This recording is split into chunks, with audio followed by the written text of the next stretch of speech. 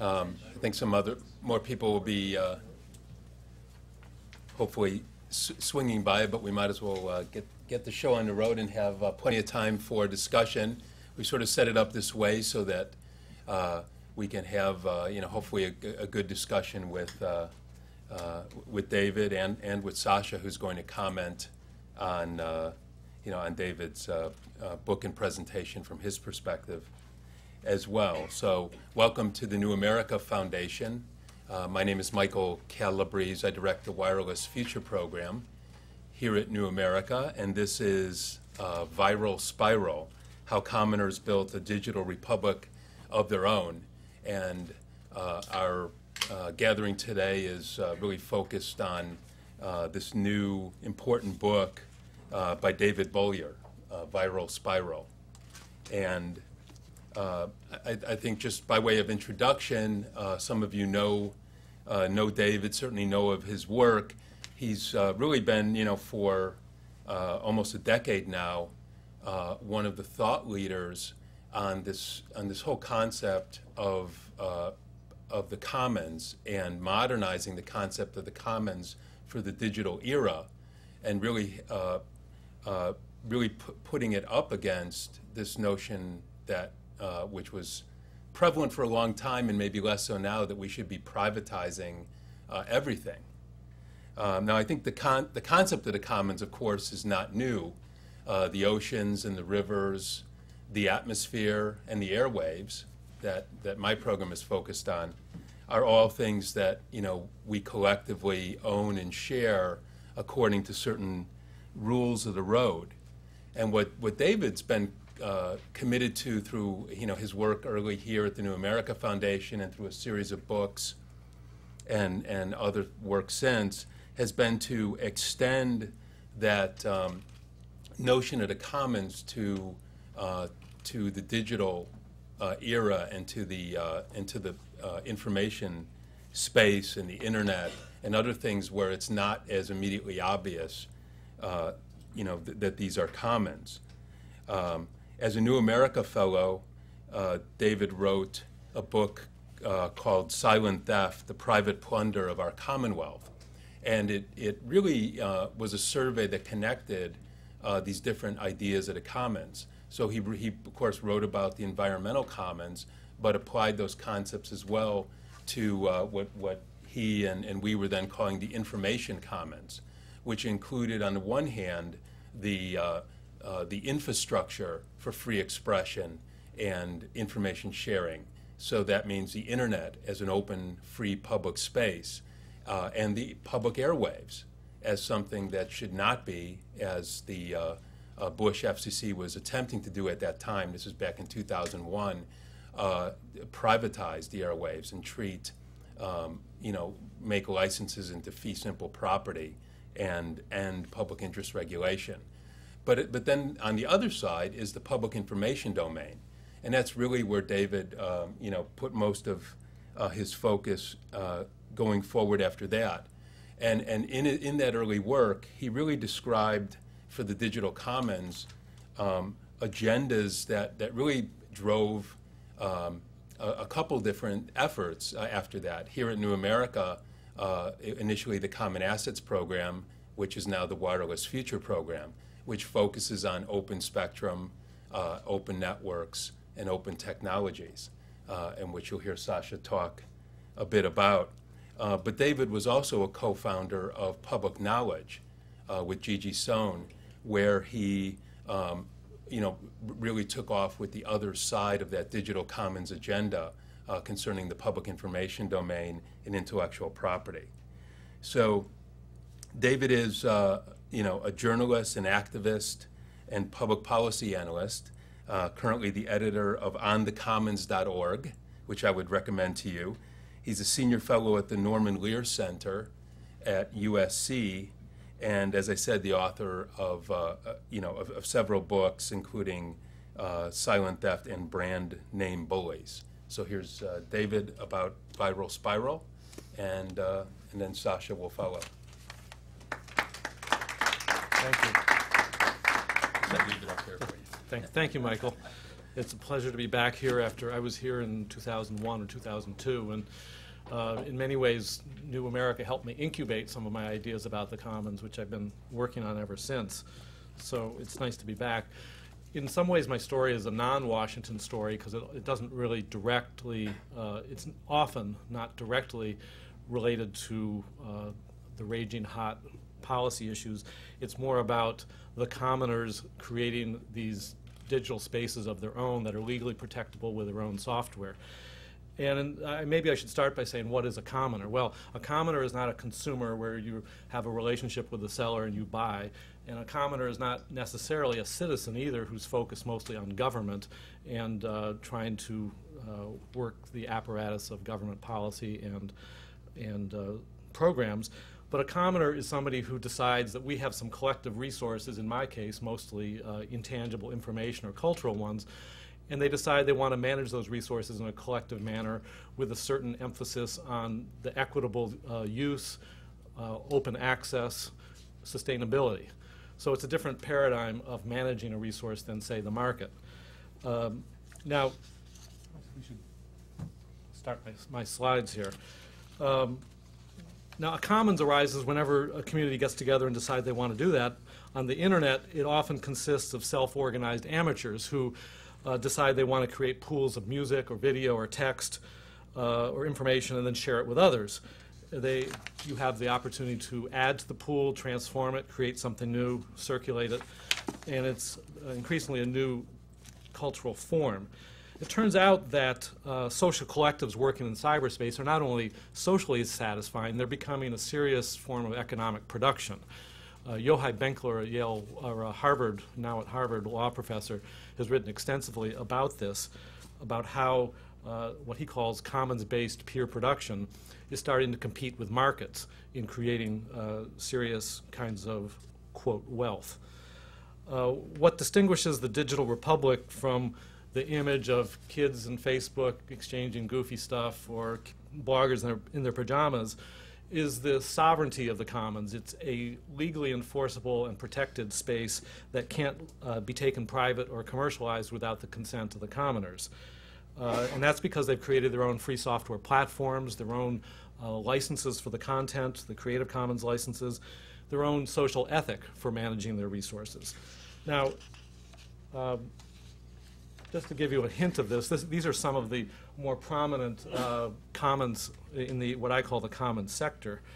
And I just wanted to give you this little tease, but it's sort of a brief overview of where I want to go. I should start by saying that much of the story involves the internet and copyright law. And I'll explain my title, Viral Spiral.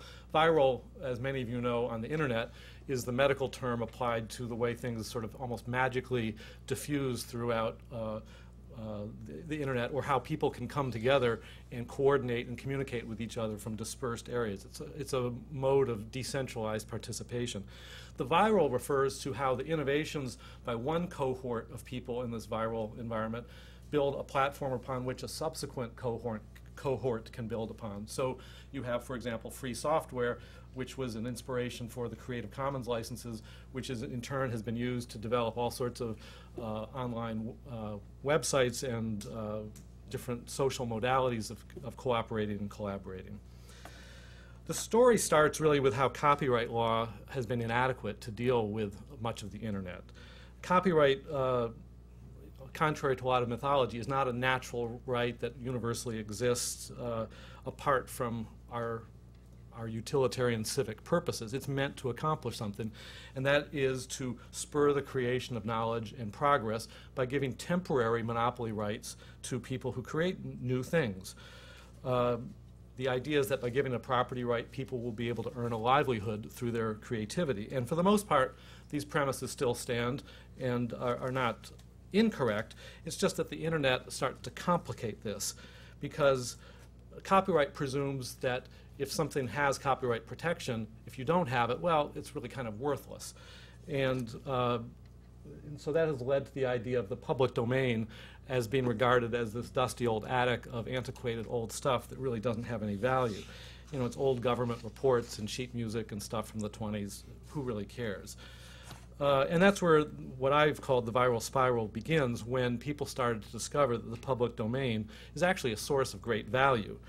And if Galileo discovered that the planets moved, and Isaac Newton that an object in motion tends to stay in motion, this fellow arguably discovered that the public domain has great utilitarian value. This is Richard Stallman, the legendary hacker, who was the inventor of free software. And he takes great pains to distinguish free and free software of free, not meaning no cost, but free as in freedom. He was one of the original hackers at MIT in the 1970s, and as the PC industry started to take off in the 1980s, he found that a resource that used to be freely shared software code was beginning to be treated as private property, and this concerned him a great deal because he was interested in maintaining software as a commons, something that could be freely shared by everybody and improved upon. So his great contribution was to create the legal means for doing this. He invented what's known as the GPL, the General Public License, which is a license that he or anybody who owns some copyright can use to say, essentially, you can use the software however you want, freely change it, make something new. The only stipulation is you must release the same material that you produce, the material you produce under the same license, so that it too will be freely usable and modifiable by others in the future. So it has this viral capacity to make huge bodies of code in perpetuity free to use. This was the legal innovation that helped make Linux, the computer operating system, as successful as it has been, because it assured that nobody could take any of the code private. Everybody could contribute to it with the confidence that nobody was going to make money off of it at their expense. Maybe make money is not the right word. Take it private, because many people are making money off it. The point is they can't take the code private. Now, Stallman might have languished in obscurity, but for a few things. One, the internet took off in the 1990s, making free software far more important. But second, there was a movement that I might describe as the copyright and trademark blowout. In the 1990s, there were a huge number of laws passed that expanded intellectual property protection. One of the most significant was the Sonny Bono Copyright Term Extension Act, which extended copyright terms by 20 years retroactively to existing works. Now, if the purpose of a work of copyright is to incentivize authors to create new works, how are you incentivizing dead authors in many cases from the 1920s and 1930s? In truth, it was really just a giveaway to the copyright industries, particularly Disney, which was fearful that Mickey Mouse was going to enter the public domain in 2003. So they succeeded. Then there was also the much reviled Digital Millennium Copyright Act in 1998, which essentially made it the prerogative of copyright holders to wipe out the fair use or public domain rights of people in digital content. You could just put a digital lock around your content and prevent it being used the way, in ways that you didn't approve of. There was trademark dilution. I don't have time to go into all of these, but there was shrinkage in fair use rights. Everything was born copyrighted under a 1976 revision of the copyright law, which means any little scribble or burp that you create is copyrighted once it's in fixed form. This had serious consequences when the digital revolution and computers took off, or the internet took off in the 1990s, because legally, even the cache of your computer was a copy, and arguably violating somebody's copyright rights. So that little provision created enormous obstacles to the more free sharing that the technology otherwise lent itself to. And then there was a whole lot of bullying by copyright and trademark owners. I'll just give you a few examples. This is a photo, Enchilada Barbie, that this photographer Tom Forsythe did. Mattel is a notorious trademark bully, and for years, at the least provocation, would sue the pants off anybody. Forsythe's law firm, on a pro bono basis, spent $1.5 million defending him and finally won in the Ninth Circuit, a major setback finally to Mattel, but it was emblematic of how the big guys go after the little guys with no resources. Matt Groening created Binky the Rabbit. Binky here is hitting the tricks rabbit. This is a zine, a little small magazine. This is illegal art because Groening's lawyers went after the editor of this and literally suppressed it. But it is an example of how a trademark owner often uses their rights to suppress speech.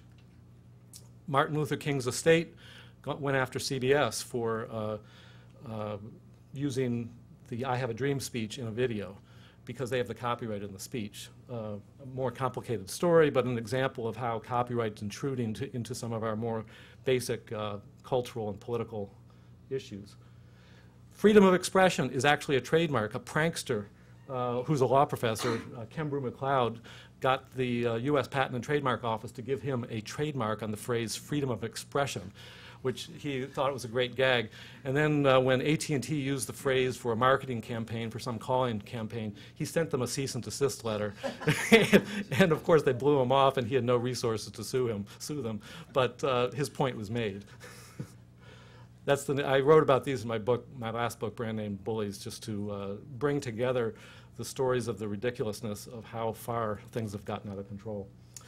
Now, the next turn of what I've been calling the viral spiral came when Larry Lessig, pictured here, who was then a professor at Harvard Law School, was coming to see that software code was increasingly playing the functions of law. It was coming to regulate people's speech, their rights as consumers, the way they could interact with government.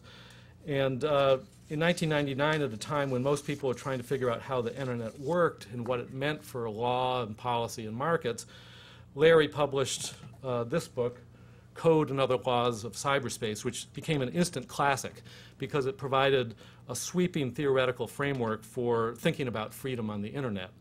And Lessig broke with the libertarian assumption of Silicon Valley that freedom just happened naturally, Adam Smith style. He argued that freedom had to be actively constructed on the internet. And his famous formulation was, code is law. Now, the big question at the time, then and now, was, will proprietary code and copyright law, when proprietary code and copyright law are locking up culture, how can the commoners protect the public domain and their ability to share? You know, how to protect free speech, how to build on existing works, how to do satire and commentary without running afoul of copyright law. Now, Lessig's big idea was to launch a Supreme Court test case about the Copyright Term Extension Act, the Sonny Bono Act, to challenge its constitutionality. It was the first time that copyright law's constitutionality had been tested. Copyright law had been extended 11 times since 1960, which led Lessig to say that it amounted to in perpetuity on the installment plan. But the Supreme Court disagreed. They were reluctant to take on Congress or to disagree with Congress's prerogative to decide the length of copyright, and didn't seem to much like the fact that copyright law existed for so long, but it wouldn't overturn it. And so Eldred and Lessig lost 7-2 at the court. Now, fortunately, in 2001, parallel with that case, Lessig convened a rump caucus of law scholars and computer scientists and artists to try to figure out if there was some way to brand the public domain and to legally protect it.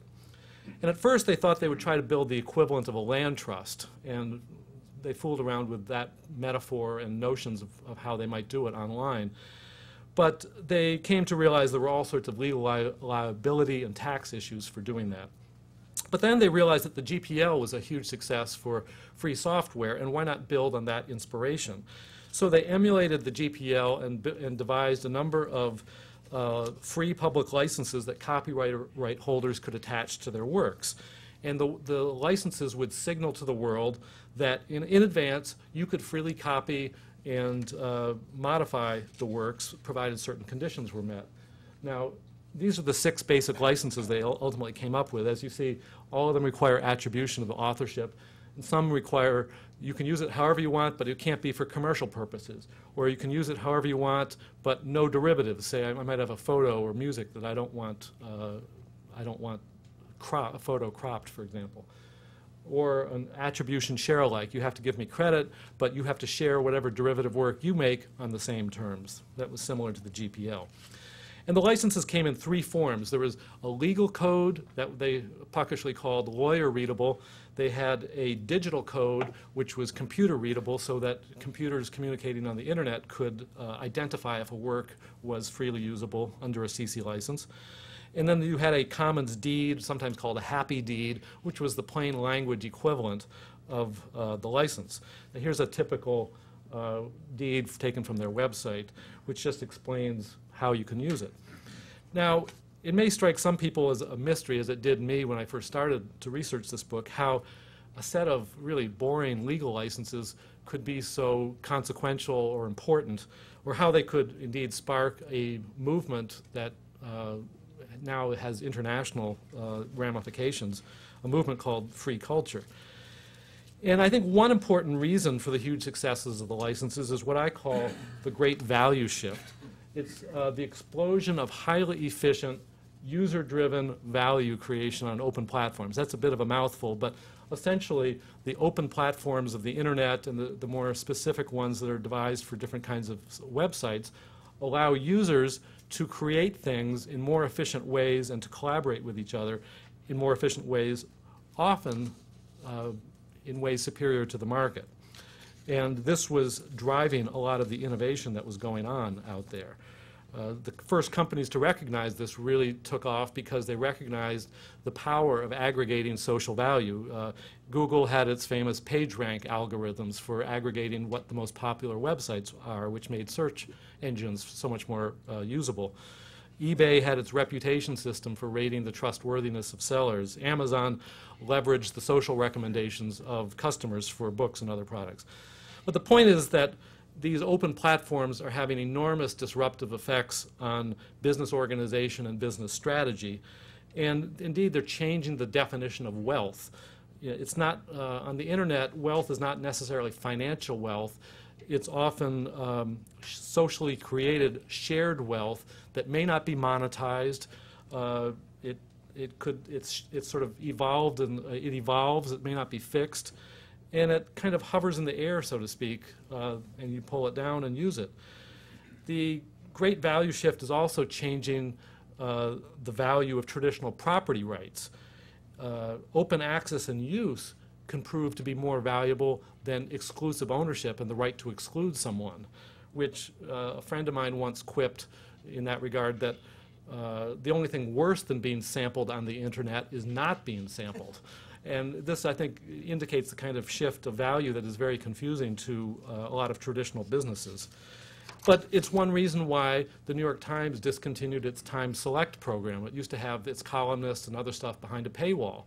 Well, even though they were making $10 million and had 220,000 subscribers for that program, they discontinued it voluntarily because they realized they could make more money through advertising and having more people come to the site. And it's the same reason why I think the music industry has gotten wise and it started to phase out digital rights management on iTunes and other online sites, because the social circulation of the music is a part of the value that value is acquired as music circulates socially and it becomes part of people's life. If you shut all of that down, you're shutting down a lot of the value of your market as well. Anyway, the CC licenses have spawned, with the help of the open internet and what has come to be called Web 2.0 software, meaning software on open platforms that facilitate social interaction, have spawned countless types of online commons, as these are the logos of some of them. And they've enabled socially created value to be a macroeconomic and cultural force in its own right. Essentially, the commoners can retain some of the value they create instead of having it be monetized and appropriated by businesses necessarily. Now, the core principle for protecting the commons as a vehicle for value creation is that which is created within the commons stays within the commons, and that's what things like the GPL and the CC licenses do.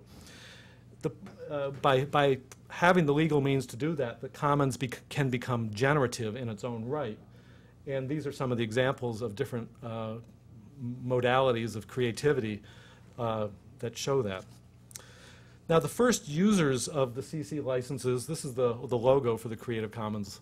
The first users tended to be tech sophisticates and avant-garde artists and bloggers and people who were rebellious of spirit, which was kind of a way that it has become branded. And they were the Creative Commons licenses were a symbolic way of sort of sticking it to big media and affiliating yourself with more venturesome, experimental, authentic, homegrown types of creativity. One of the first books to use the licenses was Cory Doctorow's Down and Out in the Magic Kingdom in 2003. He was, or he is, a co-editor of Boing Boing, the very popular website.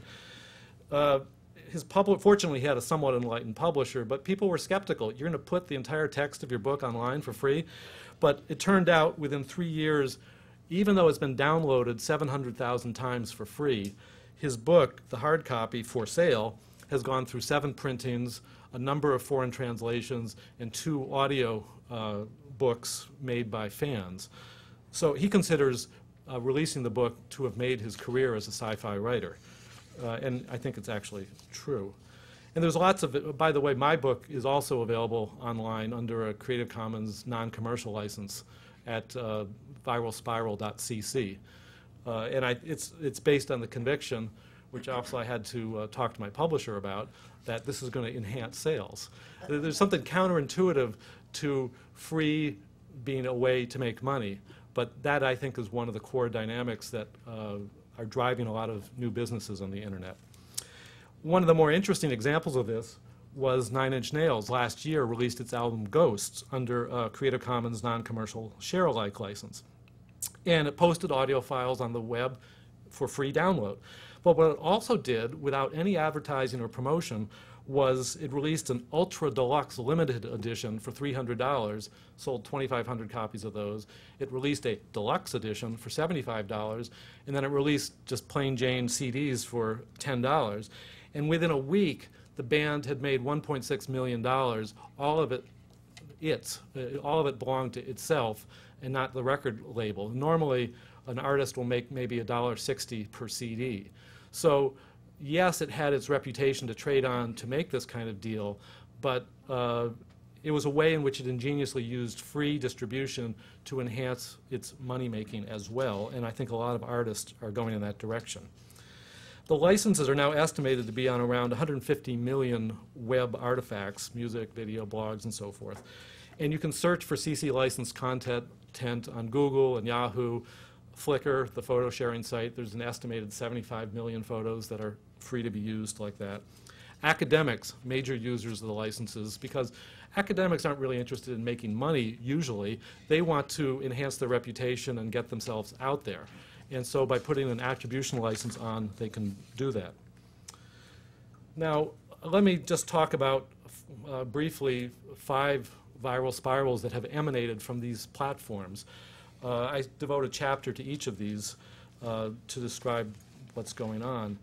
After the licenses were released in December 2002, there was almost this spontaneous interest among countries around the world where people would say, we want the licenses too. And so the Creative Commons started an international license porting project, as it's called, based in Berlin, to help countries around the world adapt the licenses legally to be compatible with their national legal jurisdictions. The first countries were Japan and Finland and Germany, but now, 6 years later, there's 50 countries that have the licenses and another 20 that are working on the porting of it.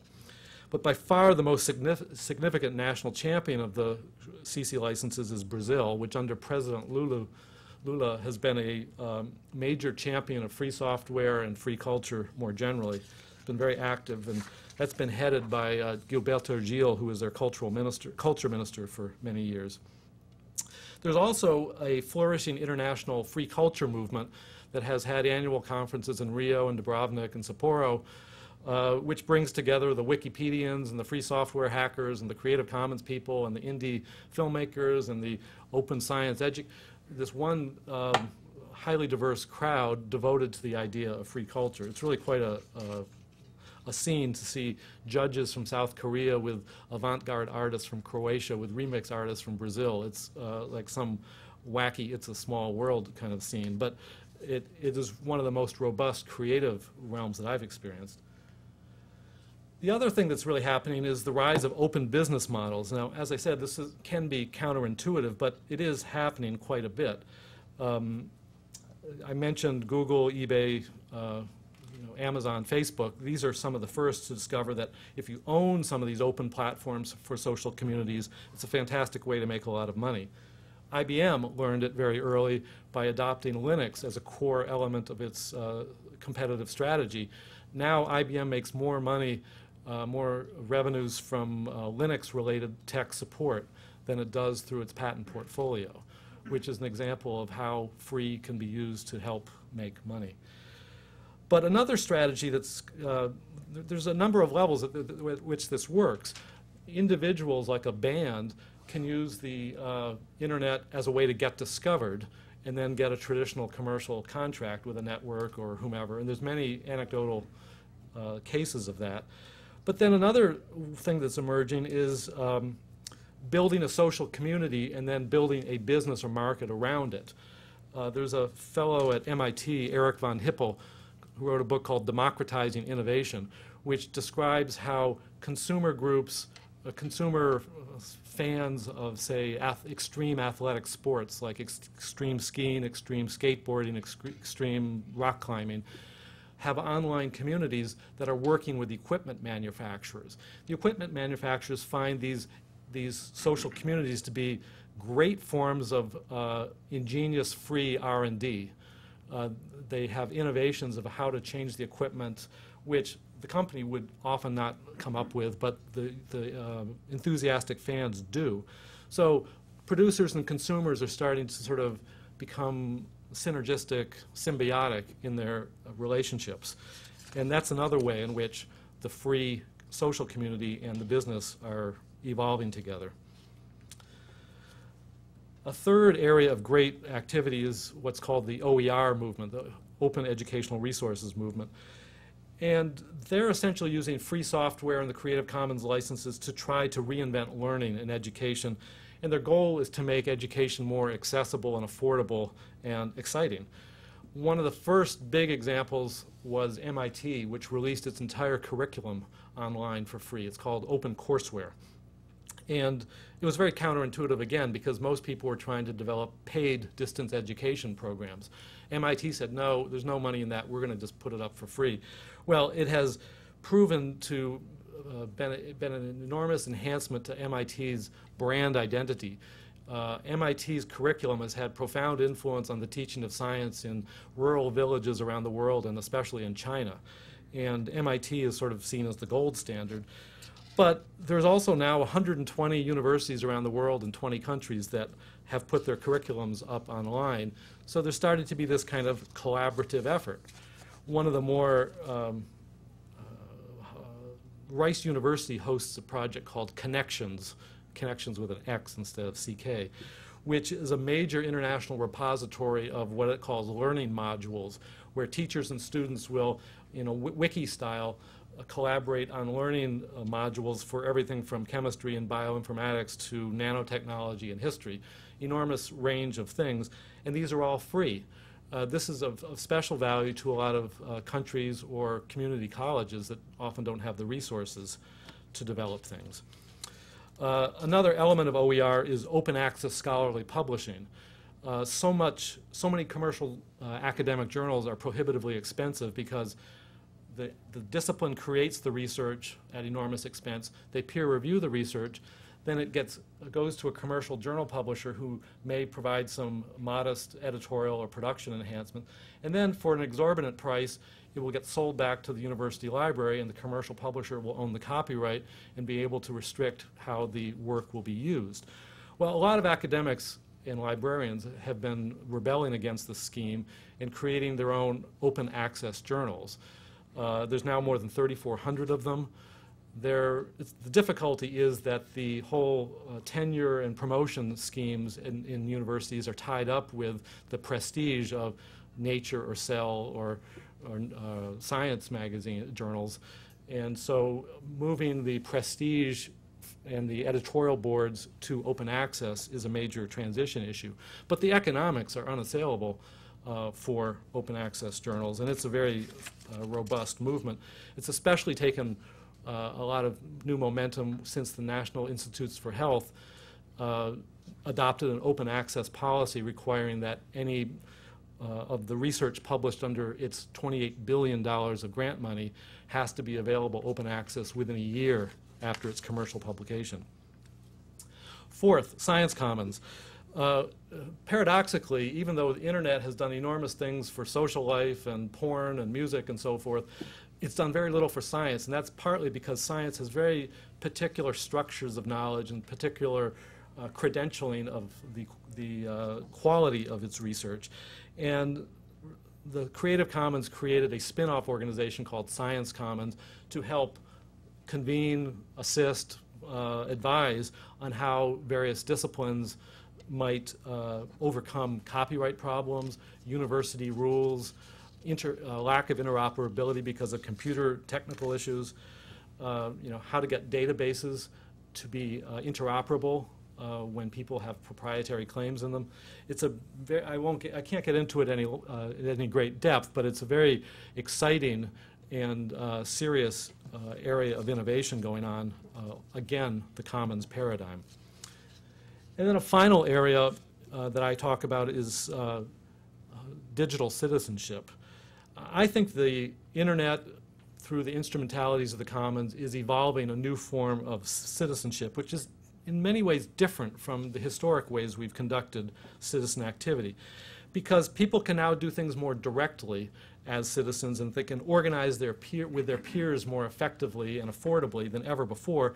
There's no longer the need, or less need, to use intermediary proxies like the press or political parties.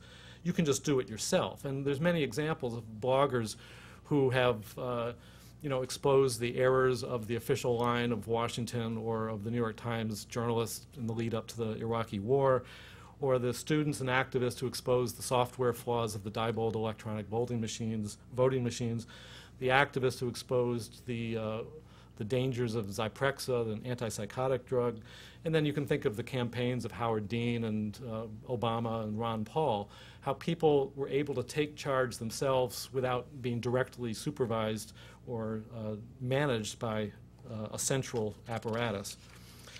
So I call the digital citizen in some ways honors the best of what our real-life polity ought to honor, but it does it better. It, I think, honors these principles and gives citizens freedom to participate in power. And I think we're just at the early stages of this dynamic. I see a lot of the citizenship occurring through commons, which is kind of a new social metabolism in our cultural ecosystem for governance and law. A commons is, in a way, a self-organized form of law that's in the best of the Tocquevillian tradition.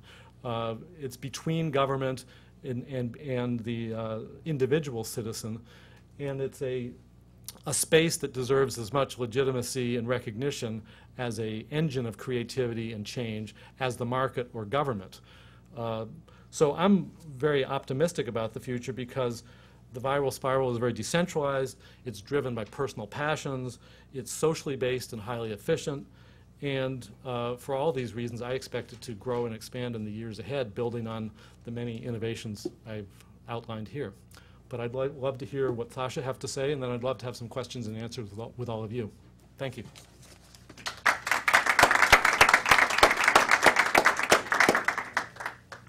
Well, thank you, David. That was quite a sweeping history of what's been happening in a relatively few short years, transforming the media system as well as how we think of the internet.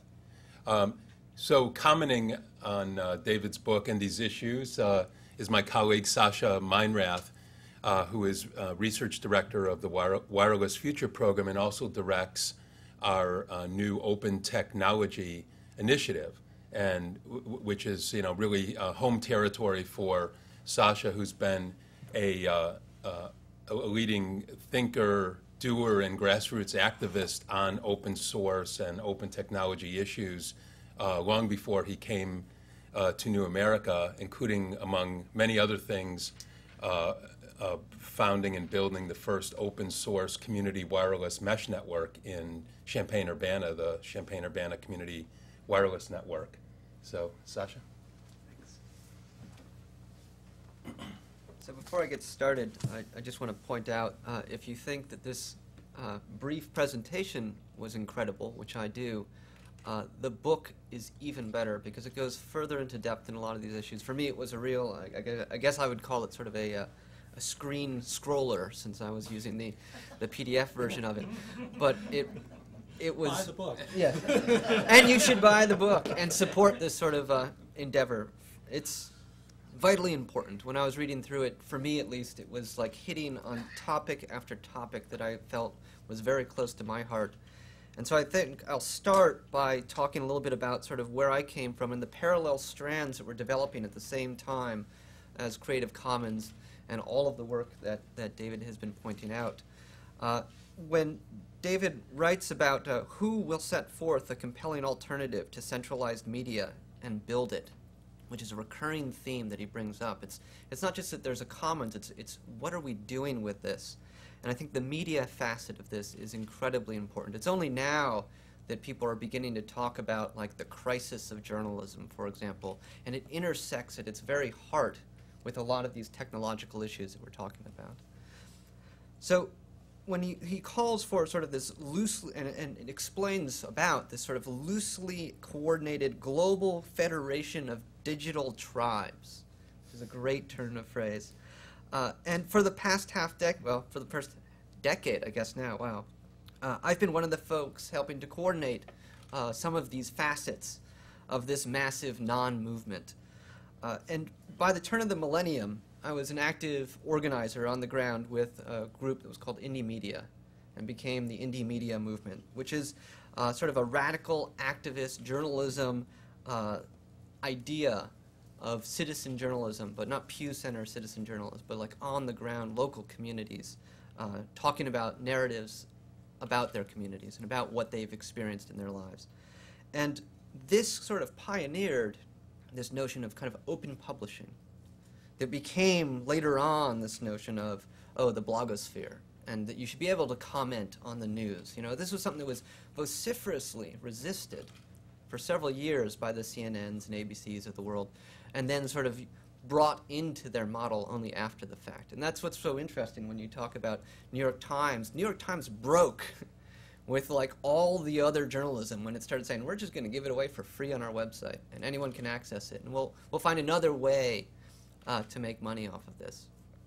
How successful they've been is still to be determined. So I ended up spending about a half decade as the treasurer for this global non-entity that was the Indie Media movement. And what that meant was that anytime problems were arising in the world, I got to know about them firsthand because people would contact us and be like, we need, $150 so that we can print out photos because the government has just, leveled a town here or gone after a whole group of folks over there. And that's really what it came down to, these little micro payments all over the place, all over the globe. And this was at a time when internet was just beginning to grow up. And what it points to is the notion that when you have connectivity, when you have information flow, when you have distribution, that it really is an inoculant against some of the worst excesses and oppressions on Earth. So when Bollier talks about the rise of the blogosphere over the past 10 years being emblematic of a new paradigm of citizenship, I feel like that is absolutely at the heart of what Indie Media is, and then how I ended up in DC doing community wireless networking. And what we realized is that even if we were producing media, even if we were taking the videos and the photos and writing in the stories, if we didn't have a means for getting that information out to the world, we were still nowhere. Because everyone in our local community already knew what was happening to us. And so we started thinking about how do we build a distribution system? And what we came up with is, well, we'll build a community network, a network that interconnects everyone using off-the-shelf technology, using whatever we could find and whatever was available. And being in Urbana, Illinois, we happen to have a whole bunch of hyper-educated, underemployed people that love to drink beers and eat pizza and strategize about building next-generation telecommunications infrastructure, which is what we would do on a regular basis. And the QN Foundation kind of grew out of that. Now, the story that I'm going to tell today really has to do with the paper that my colleague Victor Picard, who's right over here in the purple shirt, and I put out. And it's sort of self-referential of some of the tensions that David has discussed, in that this is for a book called The Community Media Reader that will be coming out this summer from Sage Publications. And when we wrote this chapter, all of the work that we do is Creative Commons. So it became this sort of intervention in Sage Publications to talk about Creative Commons and how, if you wanted our chapter, you're going to have to, give and take a little bit. We ended up doing sort of a joint license, which gives us the right to do a Creative Commons, which is what's led to this white paper that's out there, and you can pick up on your way out if you don't have it already. But it's indicative of the shifting that's happening in how people conceptualize copyright. This would have been impossible with Sage Publications just a few years earlier. And we were sort of the vanguard of this new generation of scholars that also have our hearts set on how do we expand these commons. So we've created this paper, and we've talked about sort of the rise of what we were calling the intranet era, as opposed to internet era, and what happens with media and research and policy during this incredible age, this era of massive communications revolution. So for us, at least, it really came down to that we posited that the internet era, as we've known it, is rapidly drawing to a close. Not that the internet's going away or anything like that, but rather the internet era, this age that was defined by this expanding of the notion of the importance of connectivity. I won't go so far as to say everyone's connected, because they're not. 80% of humanity has never been online. But the notion that this is somehow important and fundamental to civil society has grown up and has become increasingly important in people's minds. So what Victor and I talk about is that we are in this new era, this age of the intranet. And we don't really know what it means. We know that it's an age of local connectivity, and we know that it's an age of services and applications that are reconfigured and redefined based on geolocation, but also location within this global network. So as the technologies have evolved to directly connect us to one another, our reliance on sort of centralized infrastructures has the potential to diminish. And this is fascinating, because the internet is really, and our concept of the internet is still about we need to connect people to out there, not that we need to connect people to one another. So we explore this at depth, and it mirrors very much a lot of the discussion that's in David's book. And if we think of broadband connectivity generally, instead of being the end-all and be-all, it becomes vitally important for services and applications to be located on these intranets. So to concretize this a bit, think of every business on Earth. One of the things, if they don't already have, they aspire to do, is to get an internet connection, but also to set up local services and applications, right? The printer, the file servers and storage, email accounts, all these systems and architectures that are part of a local network that may or may not ever need to have access to the internet as a whole. And in fact, as businesses get more and more sophisticated and larger, one of the things that they immediately want to do more of is to put more services and applications on these intranets. So communities and society as a whole has this opportunity to take advantage of these same efficiencies and these same benefits that businesses have realized for years now, and we're only beginning to explore that. So in Urbana, Illinois, we have this wireless network that the QN Foundation has built. We also have an independent media center that local activists have been a part of, and we have a low-power FM radio station that people have built. It's all sort of in the mix there. And we've got the Acorn Active Media Foundation, we've got performance venue, and we've got all these different media producers all swimming around in the same space. And can we create then sort of an interconnected network of networks that's local, And the answer is yes, and this is one of the examples that we use in this paper, in figure 3, which is actually a fascinating figure, because if you look at it and you see all the interconnections between all these different areas, you'll also see that there's a couple of things that just say mystery office. And that's because this network of networks that's local has grown so much and been so decentralized that some of the participants, we don't even know who they are. This is, in many ways, a potential for the future. And in California, for example, Tribal Digital Village is working on a kindred project doing very much the same thing, bringing broadband connectivity, but also putting multimedia services and production facilities onto the local network itself, doing youth training, and really exploring what it means to have these sorts of media production facilities on the local network, serving the local tribes that they work with. And at its heart, these local networks, these local services and applications are being used by local residents, but they are also transforming their communities. This is a massive kind of behind-the-scenes endeavor that's leading today to an epic technological battle. And the forces, if you look at them, are really about those that want to create an open, decentralized, participatory communications infrastructure, a global network of networks that we control and operate and can do with what we wish, and those who favor a much more centralized command and control regime. So while now you've all been inspired by what people are doing around the world, now I'm going to dump on you the concerns and the cynicism that could win out in the end.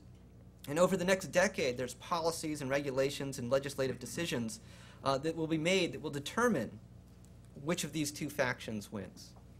It's a critical juncture in telecommunications history. It's a moment where generations down the road we will be looking back to this moment in time and realizing like that's when everything either changed for the better or went back to where it was before. So I've thrown in my own lot, sounds like David has as well, with the latter community. We're interested in open, participatory, democratic processes and technologies and systems and communications. And much of our community work and professional research has striven to sort of build on these alternative models and to raise awareness of their existence and import. But I'm also very well aware of the threats that they face. And the reality is that throughout telecommunications history, new technologies have fallen far short of their democratic potentials. So when we look to the internet, when we look to the intranets, we should not assume for a moment that this is a foregone conclusion, that this will be the technology that will liberate us. So I very much look forward to your questions and ensuing discussion. It was fabulous reading your book, and I was so happy to meet you today. So thank you very much.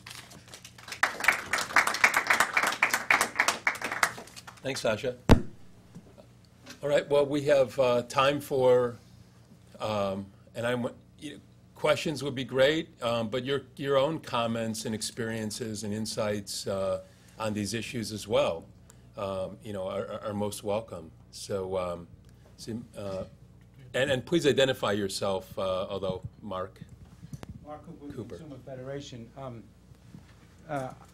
Obviously, I actually was one of the first Creative Commons license holders very early on, only because I knew Larry, and he said, well, you can mention us in your book if you put it under Creative Commons license. So happy to do it.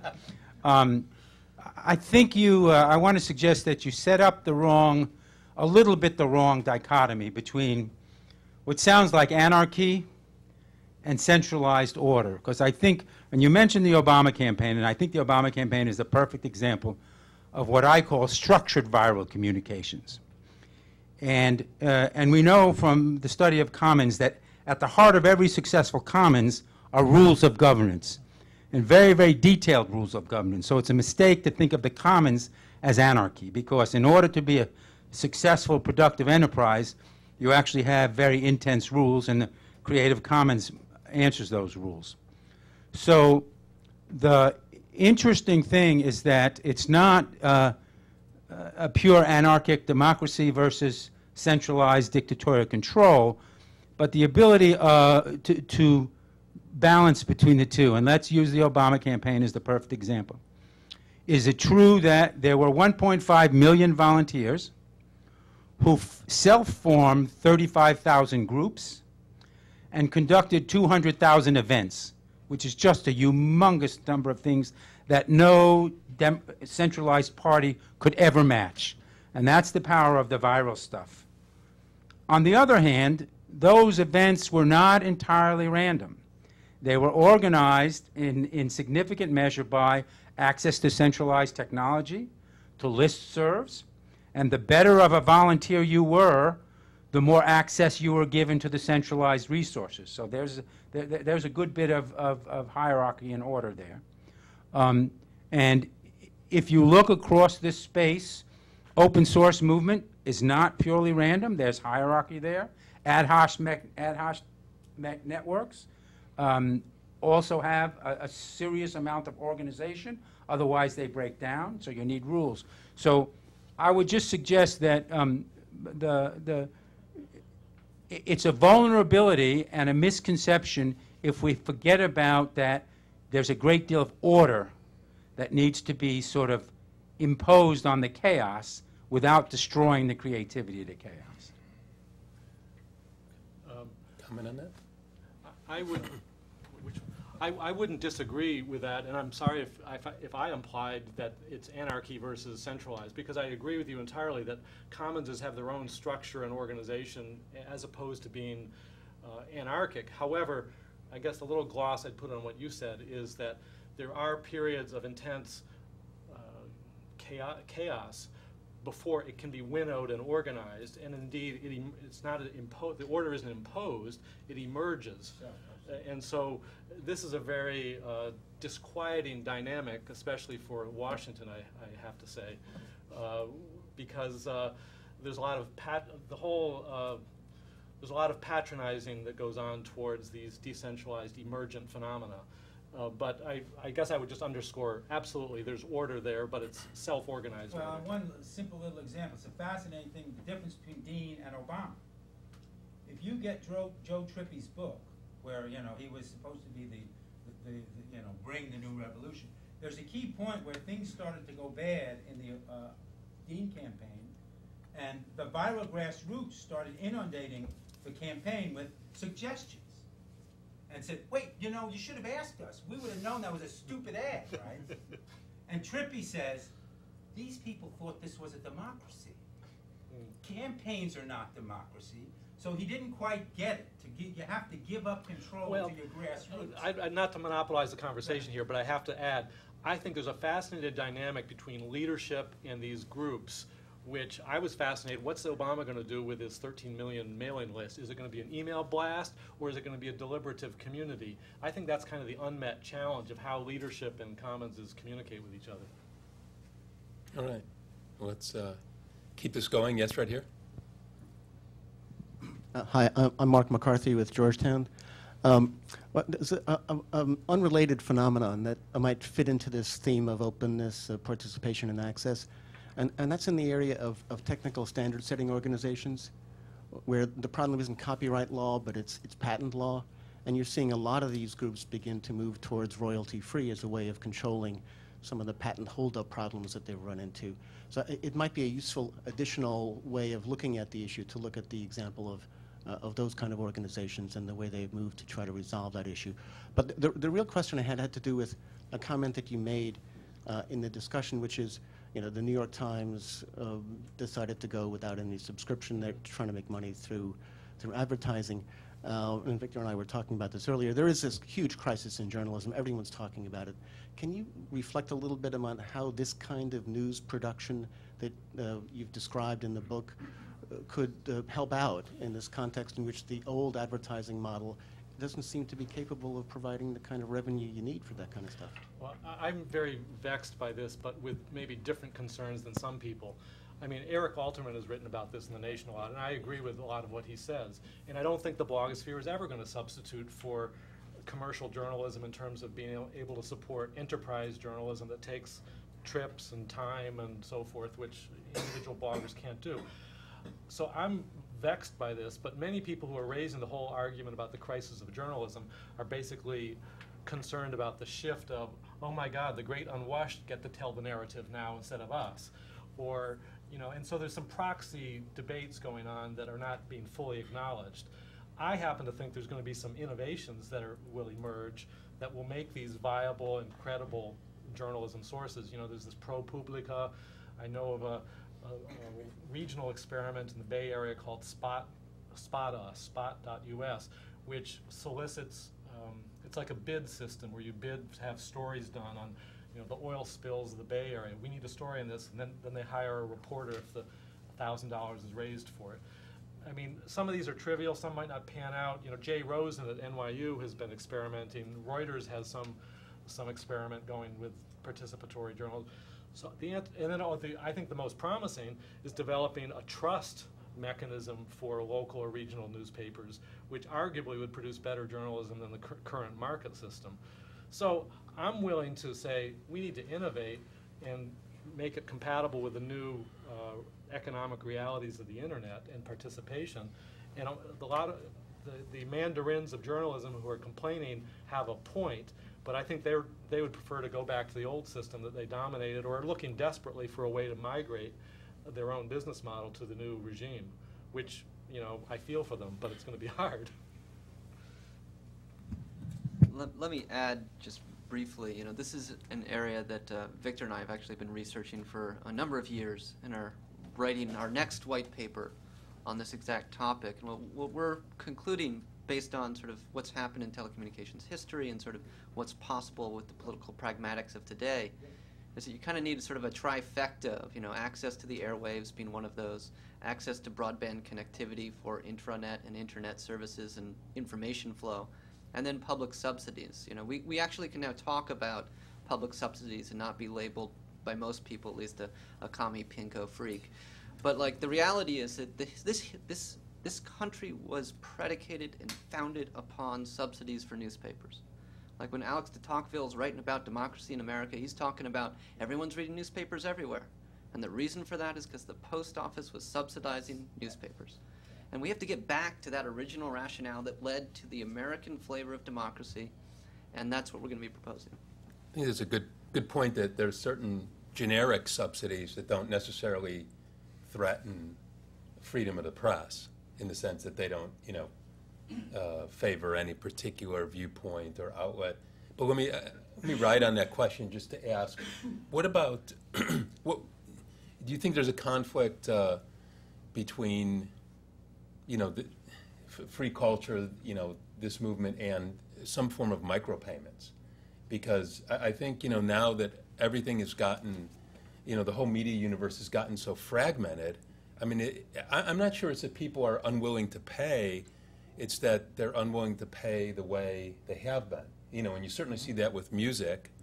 You just want a single song, but you're forced to buy the album. You know, why are you paying $20 for something that could be delivered electronically at zero marginal cost? Well, similarly with the media, I think people are becoming increasingly resistant to having, you know, they can only afford a few subscriptions, perhaps. Perhaps they have a budget that could either go for a few subscriptions, and they're resistant to saying, gee, I want to put all my eggs in the New York Times basket. But maybe they'd be more receptive to paying a penny or two for each article they view, so that then they can choose among hundreds of outlets and not even really care whether it's coming from the New York Times or the Washington Post. They just want the best information.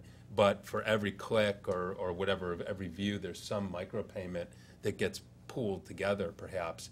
And that maybe there's 2 or 3 different mechanisms that together provide enough, fill in that funding hole. I think that theoretically makes sense, but I think it runs against the metaphysics of the internet as a social medium. And the micropayments implies a customer-seller relationship, when I think that unless it's made extremely easy, people are not going to be... Yeah, it would have to be easy, automatic, low transaction costs, but... I happen to think that there's going to be other alternatives that will feel better socially and produce at least better quality stuff, because the market-driven, I mean, yes, journalism needs to be financed, but the market may not necessarily be the best way to produce the highest quality journalism alternatives. And I guess I'm more in favor of more conceptually bracing experimentation than micropayments. Mhm. I don't know, Sasha, if you... I agree. Yeah, right here. Mark Nadell. Just to follow up on that, one option that some have proposed, voluntary payments along the lines of tips. We voluntarily contribute more than $40 billion a year to food servers. And the subsidy suggestion, Sasha, that you just made, the problem would be who to give the subsidy to. If you give it to the conduit, the post office, that's one thing. That's an easy way to do it. But if you have, I see two different groups of people we want to subsidize or we want to finance, the reporters or the people digging up the story, but equally important, the editors who sort through and try and find which is the best story. I want to read just the best story on the mortgage issue today. Is it in the New York Times? Is it the Washington Post? Is it in the Nation? I need to pay somebody to check those who has the expertise, who's been studying, whatever. So if we made voluntary donations to editors, and then they parceled that out and financed it, you'd have the same intermediaries. And I was a little confused, David, if you could elaborate a little bit. You were saying that the new type of citizenship doesn't need to rely on those intermediaries like the press. And I think there's an argument to say we more need to rely on intermediaries because there's so much more out there. Issues are so much more complex because of the global nature, the integrated nature of the businesses. Things aren't separate local. I simply meant, no, I guess you misunderstood or I wasn't clear. Of course we need to rely upon other sources of information, news and others, but in terms of moving an agenda forward as a citizen, I don't need to have to publicize it. I don't have to go through the press. I can publicize it directly. I can organize directly. Previously, I had to get the UPI reporter to cover me so that people could even know I existed. So I think that's what's different in terms of moving a citizen agenda. But of course, you have to rely upon the news that comes down from them. I'm saying in moving it forward, you don't. No, but I'm saying even if you have an email list and you could send it out yourself, people's email boxes are so swamped that people sometimes choose to ignore the email box. It's got to go through somebody who sifted it for me because I don't have time, time being the biggest constraint. So just to follow up with that voluntary contribution, is anybody doing research now on trying to create a social norm comparable to the social norm we have that says you have to give a tip to a waiter or waitress even if you will never go back to that restaurant, even if you did not get good service, because that's the way it works now. Most people will tip. They feel they have to tip. And if the music industry, the journalism industry, the movie industry could get us thinking that way, and they certainly have the creative talent to do it.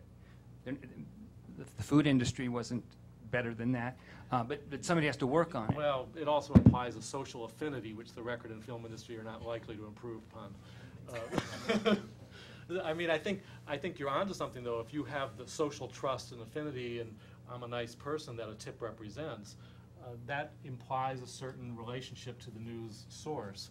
Now, I guess I'm agnostic about this and perplexed as well, that I don't have the answer to that. I don't know what the most promising answer to the journalism question is, but I share the concern with others. It's very important that we find a way that the public good of journalism be financed.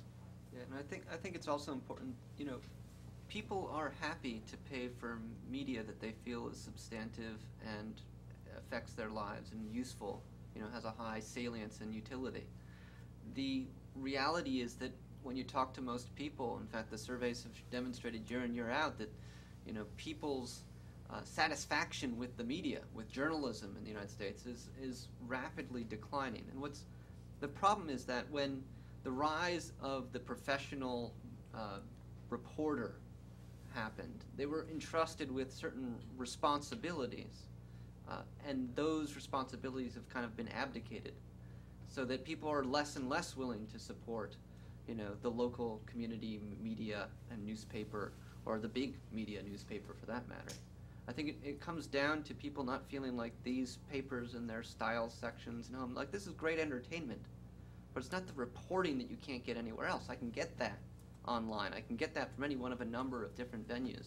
The differentiator of why you want a newspaper in your town and why that's important, that's been lost somewhere along the But way. isn't the reason that newspapers spend more time on style and all the soft news because their surveys show that that's what their audience wants? No, it's what generates the profits. I mean, they'll tell you it's what their audience wants, but like, there's huge profits in the advertising, in the style section, and in the home section, and all that. And I mean, this is where the political economics of the media has really gone crazy, because it's not what people actually want. Interrelated, though. I mean, come on. The what? They're definitely interrelated. I mean. Oh, sure. It's not one or the other. I'm just saying that, like, style sections. I mean, every Well, newspaper the used to reason have. The ads in the style section might sell more is because more people are reading the style section or the metro section. Well, I mean, So it is what it newspapers is. used to have a business section and a labor section. Like, what happened to the labor section? The reality is, like, you could sell ads in the business section. Like, that was not a problem. But the labor section, like, Because there are fewer labor union members now. It's also they want to target certain demographics, and that explains it too. So it's really what advertisers want as much as what people want, the audience wants. But the one thing advertisers can't prove is that it does any good. And that's where you're getting, that's why internet advertising is getting so much attention, because people have been pushing advertising out over TV and forever, and it is an incredibly inefficient model. Nobody, they say, I want to reach a demographic, but they have no idea what the real value of that demographic is. Whereas on the internet now, with click-through stuff, you're beginning to be able to measure whether or not that ad is actually delivering a sale. And interestingly, it's doing so at an incredibly lower cost. So what the internet may actually do is demonstrate the complete irrationality of a century of push advertising. Yeah, the problem is that the internet advertising, as good as it is for some functions, isn't going to generate the advertising needed to support the news function. That's right. That's That's the right. problem. Even if it's better targeted and all that kind of stuff, is not going to generate the That's revenue correct. needed. Okay. Well, we better get, from the audience, make sure you have the microphone. Actually, this is great to have this interchange, but we want to make sure we capture it all, too. There's a question way in the back.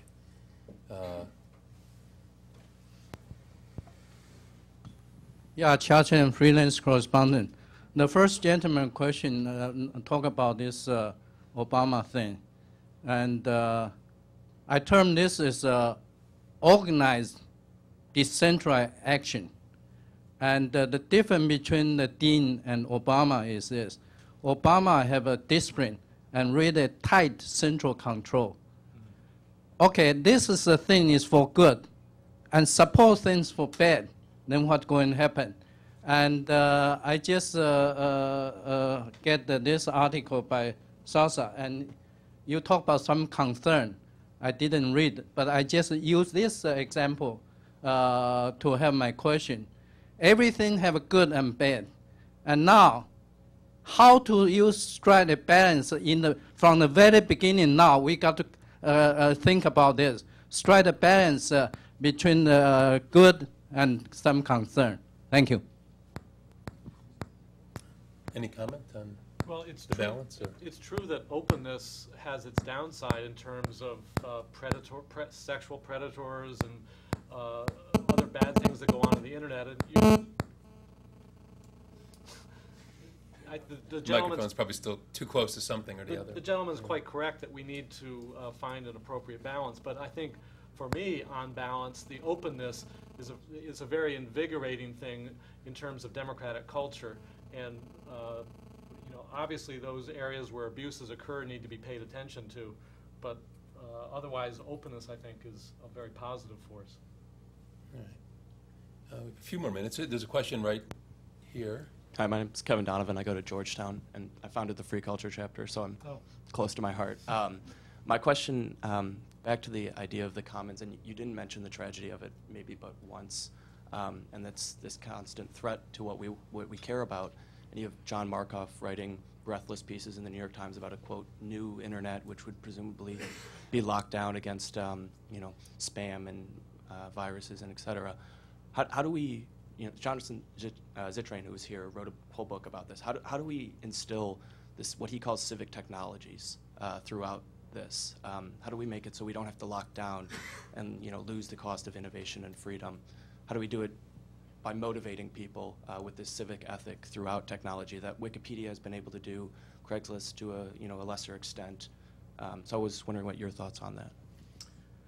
That's a good question. I mean, I think it's very, Jonathan Zittrain would be probably better able to answer it than I am, because he wrote the book, The Future of the Internet and How to Stop It. He's a Harvard professor. I think part of the answer is getting the social ethic embodied by all these different free and open movements more broadly integrated into society, so that ethic is more deeply rooted. Right now, I think it's more of a ghetto of the first adopters and the aficionados. But I think that over time, it will become more deeply rooted as people say, well, look at the Facebook thing the other day, where Facebook changed the terms of service for participating, and when this became known, there was a huge pushback and potential insurrection, and frankly, a tarnishing of the brand identity and value of Facebook if that had taken fire, in which Facebook wanted to own your data even after you left the site. So I think even there in Facebook, which is arguably not the most civically enlightened crowd, but a hugely heterogeneous group, enough of them realized that what they did on Facebook was important enough that they cared about the terms of service to raise a ruckus, and a small minority could have that influence on the Facebook legal staff to revert to the previous terms. I mean, I find that a hopeful sign that these online communities will find the means to assert themselves, and that those who try to impose rules they find objectionable will back off. So I think we maybe have more power than we recognize, but it's not usually asserted very often. I think it's, in the same way that understanding the tragedy of the commons was vital to spreading environmentalism, we have to add to the public knowledge ideas about what are rivalrous and non-rivalrous goods. And the reality is like, yeah, if I take a fish out of that stream, that's one less fish in that stream. But when I read a PDF, it in no way infringes upon your ability to read another copy of that same PDF. And when our lawmakers and decision makers up at the tops of these bodies are making decisions, they're still approaching new technologies, and digital technologies in particular, as these sort of rivalrous goods. And that's being pushed by the RIAAs and MPAs of the world. They're like, when somebody downloads an illegal copy of this, that's money out of my pocket. They want to view it as this like singular one-to-one ratio, which we all know is wrong, but which getting people to think beyond that and add to their knowledge base, not just tragedy of the commons, but what it means to have a public and a commons, generally speaking, that needs to be informing our policies. And also at the same time, always need to remember the flip side of the so-called tragedy of the commons is the tragedy of the anti-commons, which is the huge opportunity loss to society when you cannot take advantage of what should be a commons. In other words, if there's too much privatization, too much private property, too many things are locked down, you lose a tremendous amount of innovation. So you can imagine if all of our highways were toll roads, how much transportation, how much movement, we would lose as a society, how much freedom of travel, and the airwaves, which is part of what we are, talk about every day here, is because if it's licensed and locked down too much, how much free expression and communication you lose. So that's an opportunity loss that's too often forgotten about, when people are talking about the efficiency of the things that are, that have private ownership. There's a question here.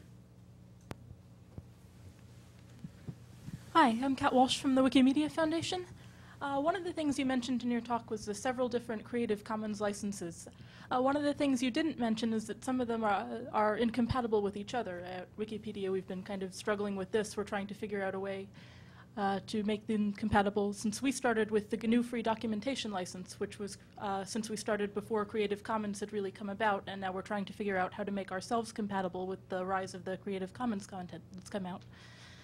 There are several communities that have come up that are under, like, for example, the non-commercial licenses or the no derivatives licenses, and some that are under the more free licenses, the BY and BY-SA.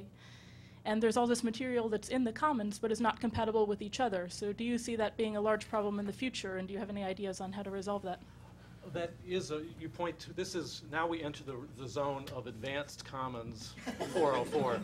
in that this points to a major philosophical problem between the liberal version of individual choice of licenses, which the Creative Commons embodies, and the GPL, which says, no, the commons itself is more important than individual choice. Either you buy into the commons and accept the GPL or you don't.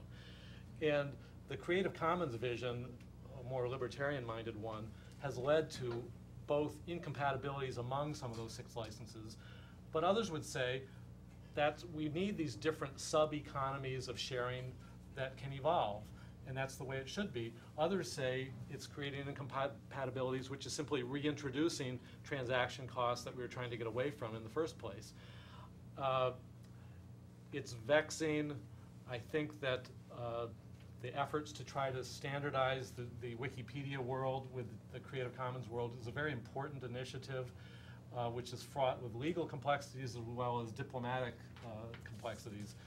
I guess I don't have the answer, but I think you point to a very serious problem that needs to be attended to by the various leaders of the free world in trying to make content more interoperable, because that's, of course, the point, with a due recognition that certain sub-economies, certain subcultures legitimately might want different ways of exchanging information.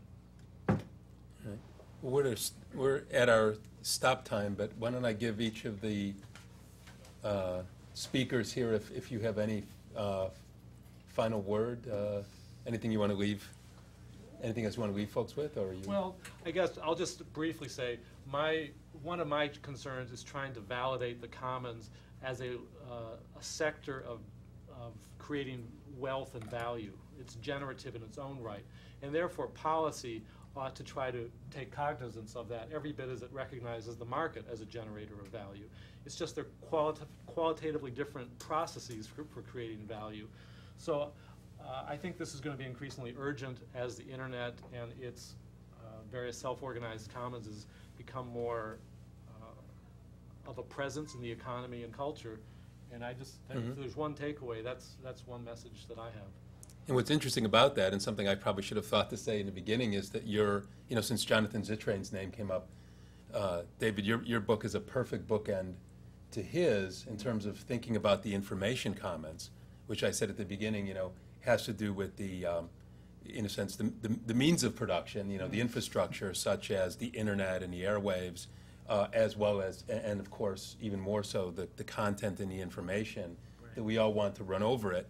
And you each emphasized, that we need to preserve and expand the generativity of each side of the information commons, and together it makes one healthy, free culture society. So I thank you for sharing your book with us today, and thank you to Sasha as well, and to everyone who came here.